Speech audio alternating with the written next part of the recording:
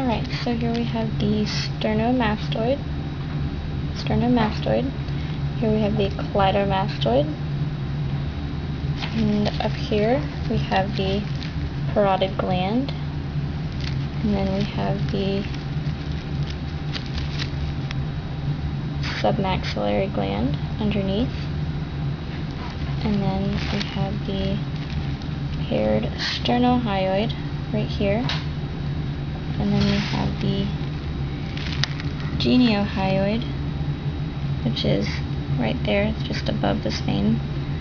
And then we have the mylohyoid, which is this sheet right here.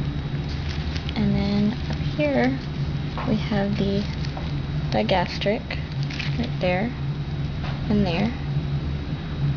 And then we have the hyoglossus on either side up here.